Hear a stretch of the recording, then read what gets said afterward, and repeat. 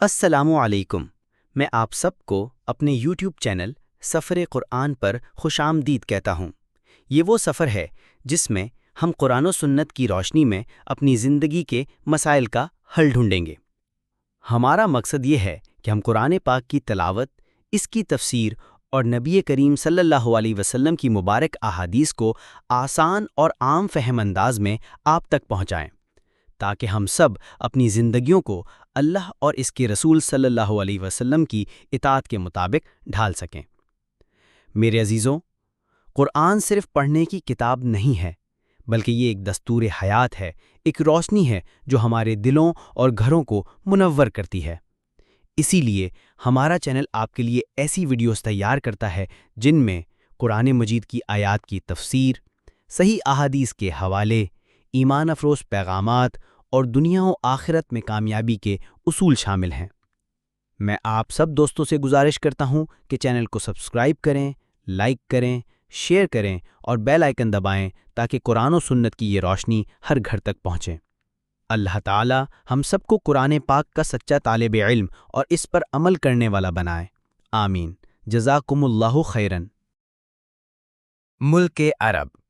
ملک عرب کا کچھ نہ کچھ تذکرہ شروع میں اس لیے ضروری ہے کہ رسول اللہ صلی اللہ علیہ وسلم عرب کے مشہور شہر مکہ معظمہ میں پیدا ہوئے اور دوسرے شہر مدینہ منورہ میں آپ صلی اللہ علیہ وسلم نے ہجرت فرمائی اور وہی اسلامی سلطنت کا ابتدائی دارالسلطنت قرار پایا۔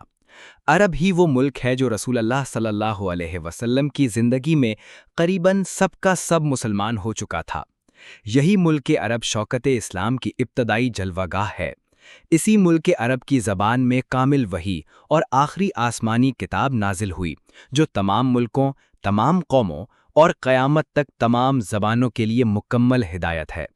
اسی ملک عرب سے ہر چار سمت ساری دنیا میں اسلام کی روشنی پھیلی اور اسی ملک عرب میں خانہ کعبہ ہے جس کی طرف ہر سال دنیا کے ہر ملک اور ہر خطہ سے مسلمان کھینچے چلے جاتے اور میدان عرفات میں سب مل کر اللہ قدوس کی حمد و ثنا اور مناجات و دعا میں مصروف نظر آتے ہیں، جہاں شاہ و گدا سب کی ایک حالت ہوتی اور خالق ارض و سما کی عظمت و کبریائی قلوب پر مستولی ہو جاتی ہے۔ یہی ملک عربی ہے جو تمام دنیا پر غالب ہوا اور ساری دنیا کے لیے مشعل راہ اور چراغ ہدایت بنا۔ ایشیا کے نقشے میں جنوب کی جانب ہندوستان سے مغرب کی طرف ایک بہت بڑا مستطیل نما جزیرہ نما نظر آتا ہے۔ اسی کو جزیرۃ العرب یا ملک عرب کہتے ہیں، جس کی حدود اربع یہ ہیں: مشرق میں خلیج فارس اور بحر عمان، جنوب میں بحر ہند یا بحر ہند، مغرب میں بحر قلزم اور نہر سویز، شمال میں ملک شام اور ملک عرب کا رقبہ 12-13 لاکھ میل مربع ہے، جس میں 4-5 لاکھ میل مربع کے قریب خالص ریگستانی اور غیر آباد رقبے شامل ہیں۔ سب سے مشہور ریگستان ربع خالی کے نام سے موسوم ہے، جس کا رقبہ 2.5 لاکھ میل مربع ہے اور وسط عرب میں مائل بجنوب و مشرق واقع ہے۔ اس ریگستان عظیم کے شمال میں الحصایہ بحرین کا صوبہ ہے جو خلیج فارس کے ساحل پر واقع ہے۔ ربع خالی کے شمال اور مشرق میں عمان کا صوبہ ہے جس کا دارالصدر اور مشہور شہر مسقط ہے۔ یہ صوبہ بحر عمان کے ساحل پر واقع ہے۔ ربع خالی کے جنوب مشرق میں حضرت موت اور مہرہ کے صوبے ہیں جو بحر عرب اور بحر ہند کے ساحل پر واقع ہیں۔ ربع خالی کے مزید جنوب و مغرب میں یمن کا مشہور صوبہ ہے جس کا سب سے مشہور شہر صنعا ہے۔ یہ صوبہ بحر ہند اور بحر قلزم کے ساحل پر واقع ہے۔ اسی میں عدن اور یدھا کی بندرگاہ ہے۔ ربع خالی کے مغرب اور یمن کے شمال میں نجران کا صوبہ ہے جو بحر قلزم کے ساحل پر واقع ہے۔ ظہور اسلام کے وقت یہ صوبہ ملک کے عرب میں عیسائیوں کا مرکزی مقام تھا۔ ربع خالی کے مغرب اور نجران کے شمال میں عسیر کا صوبہ ہے جو بحر قلزم کے ساحل پر واقع ہے۔ نجران اور عسیر دونوں صوبہ یمن کے حصے سمجھے جاتے ہیں۔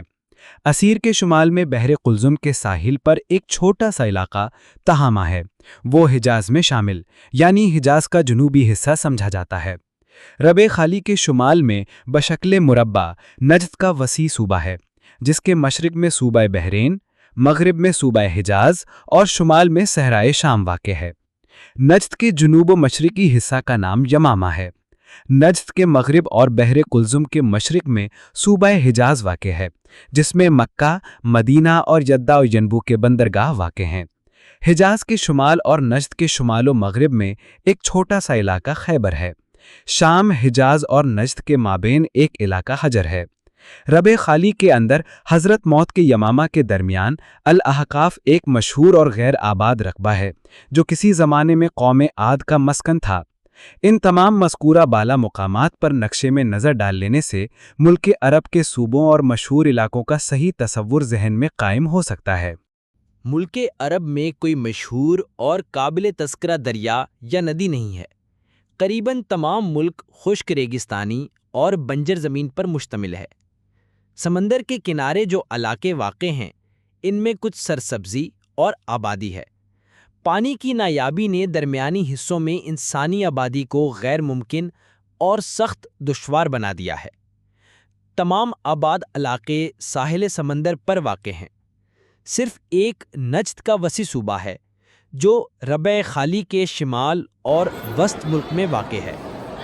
نجد ایک سطح مرتفع ہے جس میں بڑے بڑے ریگستان بھی واقع ہیں، اور نجد کے ریگستانوں کا سلسلہ ملک شام کے وسیع ریگستانوں سے جا ملا ہے۔ ملک عرب میں جا بجا پہاڑوں کے سلسلے بھی واقع ہیں، لیکن کوئی پہاڑ سرسبز و شاداب نہیں۔ بحر قلزم کے ساحلی صوبے یعنی یمن اور حجاز وغیرہ باقی تمام صوبوں پر شادابی اور سرسبزی میں فوقیت رکھتے ہیں۔ کل ملک عرب کی آبادی 1.25 کروڑ کے قریب بیان کی جاتی ہے۔ گویا فی مربع میل 10 آدمی آباد ہے۔ دھوپ سخت شدت سے پڑتی ہے۔ لو ایسی تند و تیز چلتی ہے کہ اس کا نام بھی سموم یا زہریلی ہوا رکھا گیا ہے۔ انسان کی تو حقیقت کیا ہے؟ اونٹ جیسا ریگستانی جانور بھی سموم کا مقابلہ نہیں کر سکتا اور بعد سموم کے جھونکوں سے مر کر رہ جاتا ہے۔ اونٹ اس ملک میں بڑا کارآمد جانور ہے۔ سینکڑوں کوس مسافر کو پانی کا نام و نشان تک نہیں ملتا۔ اونٹ ریگستانی جہاز ہے، اسی پر بڑے بڑے سفر طے کیے جاتے ہیں۔ کھجور کے سوا کوئی قابل تذکرہ پیداوار نہیں۔ اس ملک کے باشندے اونٹ کے دودھ اور کھجور کے پھل پر اپنی گزران کر لیتے ہیں۔ ملک کی آبادی کا ایک بڑا حصہ خانہ بدوشی کی حالت میں زندگی بسر کرتا ہے، اسی لیے بڑے بڑے شہر بہت کم ہیں۔ حالی مرحوم نے عرب کا نقشہ اس طرح تیار کیا ہے۔ عرب کچھ نہ تھا، ایک جزیرہ نما تھا کہ پیوند ملکوں سے جس کا جدا تھا۔ نہ وہ غیر قوموں پہ چڑھ کر گیا تھا، نہ اس پر کوئی غیر فرما روا تھا۔ تمدن کا اس پر پڑا تھا نہ سایہ، ترقی کا تھا وہاں قدم تک نہ آیا۔ نہ آب و ہوا ایسی تھی روح پرور کہ قابل ہی خود جس سے پیدا ہوں جوہر۔ نہ کچھ ایسے سامان تھے وہ میسر، کنول جس سے کھل جائیں دل کے سراسر۔ نہ سبزہ تھا صحرا میں پیدا نہ پانی، فقط آب باراں پہ تھی زندگانی۔ زمیں سنگلاخ، ہوا آتش افشا، لووں کی لپٹ باد سرسر کے طوفاں۔ پہاڑ اور ٹیلے سراب اور بیاباں، کھجوروں کے جھنڈ اور خار مغیلاں۔ نہ کھیتوں میں غلہ نہ جنگل میں کھیتی، عرب اور کل کائنات اس کی یہ تھی۔ اس کتاب کی گنجائش اوراق اس سے زیادہ جغرافیہ عرب کی نسبت کچھ لکھنے کی اجازت نہیں دیتی۔ ملک عرب میں قدیم سے سام ابن نوح علیہ السلام کی اولاد آباد رہی ہے۔ زمانے کے اعتبار سے باشندگان عرب کو مورخین نے 3 طبقات میں تقسیم کیا ہے، یعنی عرب بائدہ، عرب عاربہ اور عرب مستعربہ۔ بعض نے عربہ اور مستعربہ کو ایک ہی قسم قرار دے کر عرب بائدہ اور عرب باقیہ 2 ہی قسمیں قرار دی ہیں۔ عرب بائدہ سے مراد وہ قومیں ہیں جو سب سے قدیم زمانے میں ملک عرب کے اندر آباد تھیں، اور وہ سب کی سب ہلاک ہو گئیں۔ ان کی نسل اور کوئی نشان دنیا میں باقی نہیں رہا۔ عرب باقیہ سے مراد وہ قومیں ہیں جو ملک عرب میں پائی جاتی ہیں۔ ان کے بھی 2 طبقات ہیں جو عاربہ اور مستعربہ کے نام سے موسوم کیے گئے ہیں۔ بعض نے اہل عرب کو 4 طبقات میں تقسیم کیا ہے۔ اول عرب بائدہ یا عرب عاربہ، دوم عرب مستعربہ، سوئم عرب تابعہ، چہارم عرب مستعجم۔ یہ طبقہ کہتان کی اولاد سمجھا جاتا ہے۔ کہتان سے پیشتر نوح علیہ السلام تک کہتان کے بزرگوں میں کسی کی زبان عربی نہ تھی۔ کہتان کی اولاد نے عربی زبان استعمال کی اور یہ زبان عرب بائدہ سے حاصل کی۔ کہتانی قبائل دو حصوں میں منقسم ہیں، ایک یمینہ، دوسرا سبائیہ۔ کہتان کے نسب میں علماء نے بہت اختلاف کیا ہے۔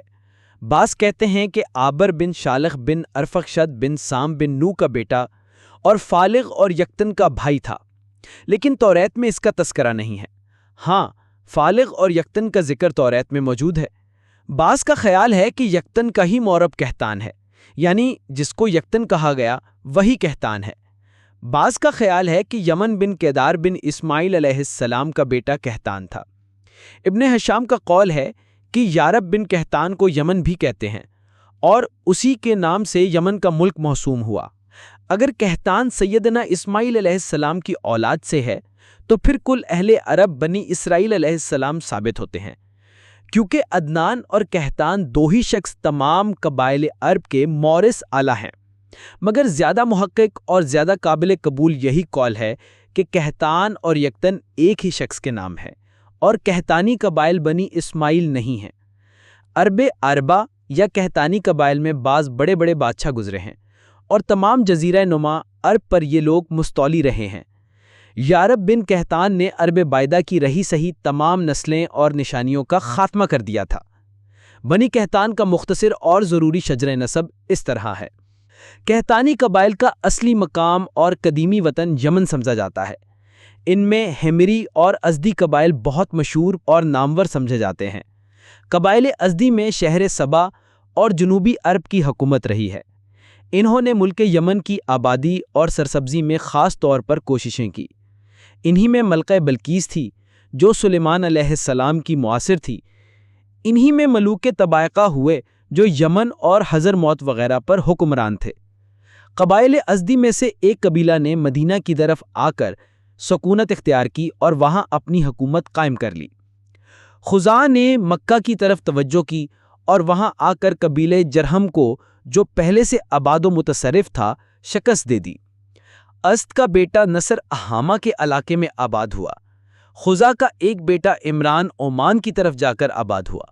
اس کی اولاد ازد عمان کے نام سے موسوم ہوئی۔ دوسرا غسان شام کی سرحد پر آباد ہوا اور سرحدی قبائل کو محکوم بنا کر اپنی حکومت قائم کی۔ یمن میں کہتانی سلاطین کی حکومت 7ویں صدی عیسوی تک قائم رہی۔ غسان کی کہتانی حکومت کی سلطنت روم سے سرحد ملتی تھی اور ہیرا کی کہتانی ریاست سلطنت فارس کی ہمسایہ تھی۔ ظہور اسلام کے وقت کہتانی قبائل خوب طاقتور اور تمام ملک عرب پر مستولی تھے۔ اس طبقہ سے مراد بنو عدنان یا اولاد اسماعیل علیہ السلام ہیں۔ یہ لوگ ملک عرب میں باہر سے آباد ہوئے، اس لیے ان کو عرب مستعربہ یا مخلوط عرب کا خطاب دیا گیا۔ سیدنا ابراہیم علیہ السلام کی مادری زبان عجمی یا عبرانی زبان تھی۔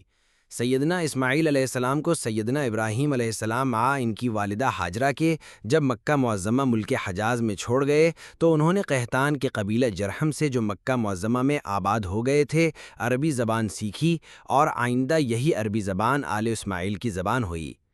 سیدنا اسماعیل علیہ السلام کی عمر 15 سال کی تھی کہ ان کی والدہ سیدہ ہاجرہ علیہ السلام کا انتقال ہو گیا۔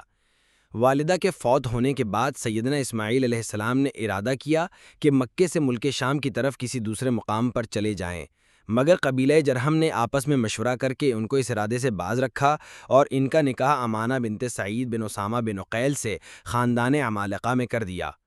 چند روز کے بعد سیدنا ابراہیم علیہ السلام اس طرف تشریف لائے اور ان کے اشارہ کے موافق سیدنا اسماعیل علیہ السلام نے اس بی بی کو طلاق دے کر قبیلہ جرہم میں سیدہ بنت مداز بن عمرو سے نکاح کر لیا۔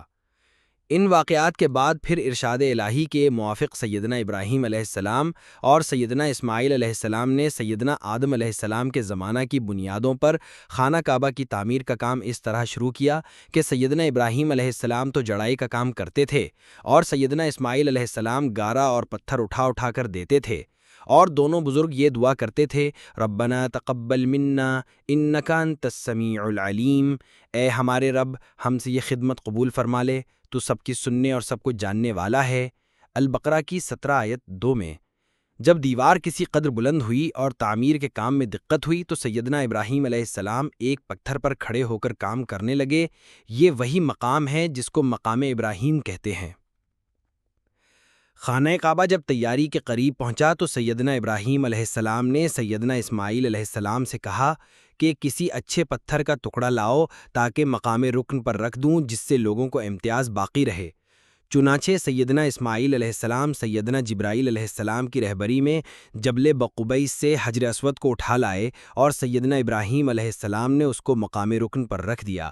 یہی حجر اسود ہے جس کا طواف کے وقت بوسہ لیا جاتا ہے۔ خانہ کعبہ کی تعمیر کے بعد سیدنا ابراہیم علیہ السلام اور سیدنا اسماعیل علیہ السلام ان لوگوں کو جو آپ پر ایمان لا چکے تھے ہمراہ لے کر مقامات منی اور عرفات کی طرف گئے، قربانی کی اور خانہ کعبہ کا طواف کیا۔ بعد ازاں سیدنا ابراہیم علیہ السلام ملک شام کی طرف چلے گئے اور تاحیات ہر سال خانہ کعبہ کی زیارت اور حج کو آتے رہے۔ خانہ کعبہ کی تعمیر کے بعد سیدنا ابراہیم علیہ السلام کو بیٹے کے ذبح کرنے کا حکم ہوا تھا۔ سیدنا اسماعیل علیہ السلام نے آخر تک مکہ معظمہ ہی میں سکونت رکھی۔ قبیلہ بنی جرہم، ان کو جرہم ثانی کہتے ہیں، قبیلہ عمالقہ مکہ معظمہ اور اطراف مکہ میں سکونت پذیر تھا۔ یہ وہ عمالقہ نہیں ہیں جو عرب بعیدہ میں شامل ہیں۔ ان قبیلوں کے کچھ لوگ سیدنا اسماعیل علیہ السلام پر ایمان لائے تھے، کچھ بدستور اپنے کفر اور الحاد پر قائم رہے۔ سیدنا اسماعیل علیہ السلام کی وفات بروایت توریت 137 سال کی عمر میں ہوئی۔ آپ علیہ السلام کی وفات کے بعد آپ علیہ السلام کے 12 بیٹے موجود تھے، جن کی نسل نے اس قدر ترقی کی کہ مکہ میں نہ سما سکے اور تمام ملک حجاز میں پھیل گئے۔ کعبہ کی تولیت اور مکہ معظمہ کی سیادت بنی اسماعیل سے مسلسل متعلق رہی۔ سیدنا اسماعیل علیہ السلام کی نسل میں ان کے بیٹے قیدار کی اولاد میں ایک شخص عدنان ہوئے۔ عدنان کی اولاد بنی اسماعیل کے تمام مشہور قبائل پر مشتمل ہے اور اسی لیے عرب مستعربہ بنی اسماعیل کو عدنان یا آل عدنان کہا جاتا ہے۔ عدنان کے بیٹے کا نام معود اور پوتے کا نام نزار تھا۔ نزار کے 4 بیٹے تھے جن سے تمام عدنانی قبائل متفرع ہوئے، اسی لیے عدنانی قبائل کو معدی اور نزاری بھی کہتے ہیں۔ بعض عدنانی قبائل کے تعلق نسبی کا حال شجرہ سے سمجھ میں آ سکتا ہے، جو اگلے صفحے پر درج ہے۔ عدنانی قبائل میں ایاد، ربیع اور مزر بہت مشہور ہوئے، ان میں بھی ربیع اور مزر زیادہ نامور ہیں۔ شرف اور عزت میں یہ دونوں ایک دوسرے کے مد مقابل تھے۔ قبائل مزر کے مشہور قبیلہ کنانہ میں فہر بن مالک تھے، جن کو قریش بھی کہتے تھے۔ قریش کے اولاد میں بہت سے قبائل ہوئے، جن میں بنی سہم، بنی مخزوم، بنی جمح، بنی تیم، بنی عدی، بنی عبدالدار، بنی زہرہ، بنی عبد مناف زیادہ مشہور ہوئے۔ عبد مناف کے 4 بیٹے تھے، عبد شمس، نوفل، مطلب اور ہاشم۔ ہاشم کی اولاد میں رسول اللہ بن عبداللہ بن عبد المطلب بن ہاشم ہوئے، جن کی امت تمام مسلمان ہیں اور جو نبی آخر الزمان ہیں، انہی کی امت کے حالات اس کتاب میں بیان کرنے مقصود ہیں۔ عبد شمس کے بیٹے امیہ تھے، جن کی اولاد بنی امیہ کہلائی جاتی ہے۔ عدنانی قبائل جس زمانہ میں خزاعہ سے مغلوب ہو کر اور مکہ چھوڑ کر نکل گئے تو مختلف مقامات میں پھیل گئے۔ بنی عادر بحرین میں، بنی حنیفہ یمامہ میں، بنی تغلب سواحل فرات پر، بنی تمیم الجزیرے میں، بنی سلیم مدینہ کے نواح میں، بنی ثقیف طائف میں اور بنی بکر کوفہ کے مغرب میں اور بنی کنانہ تہامہ میں جا کر بود و باش اختیار کر لی۔ مکہ اور اس کے نواح عدنانیوں میں سے صرف قبائل قریش رہ گئے، لیکن ان کے آپس میں بھی کوئی اتفاق اور نظام نہ تھا، سب متفرق تھے۔ قصی بن کلاب نے جو 5ویں صدی عیسوی میں تھے، قبائل قریش میں اتفاق پیدا کر کے نہ صرف مکہ معظمہ بلکہ تمام ملک حجاز پر اقتدار حاصل کر لیا۔ خانہ کعبہ کی تولیت اب پھر آل اسماعیل میں آ گئی۔ قصی نے خانہ کعبہ کی مرمت کی اور اپنے لیے ایک محل بنوایا جس کا ایک بڑا کمرہ لوگوں کے جمع ہو کر مشورہ کرنے کے کام آتا تھا اور اس کا نام دارالندوہ رکھا گیا تھا۔ دارالندوہ میں بیٹھ کر قصی نے یہ بھی تجویز کیا کہ حج کے موقع پر 3 دن تک حاجیوں کو کھانا کھلایا جائے اور تمام قریش اس کے اخراجات کے لیے آپس میں چندہ سے رقم جمع کریں۔ غرض یہ کہ قصی کو مکہ اور حجاز میں دینی اور دنیاوی دونوں قسم کا اقتدار حاصل تھا۔ 480 عیسوی میں قصی راہ ملک بقا ہوئے اور ان کا بیٹا عبدالدار اپنے باپ کی جگہ مکہ کا حاکم تسلیم کیا گیا۔